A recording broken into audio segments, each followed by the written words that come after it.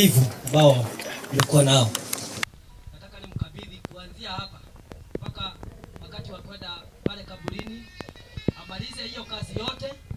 Sababu zindikisha Mheshimiwa Kate Waruguru na kofi moja na ingine huu wakati na aweze kutuendeleza na tuweze kumalizia. So it is not affordable, it is avoidable, it's a business entity for the president and his cronies. There is nothing for us without us. So I, Kate Waruguru, have declared myself the woman fearless leader of the one-term movement, together with Gen Zs, the people of Nanyuki. As many as of a similar opinion, Ruto is a one-term president. As many as of a similar opinion say aye.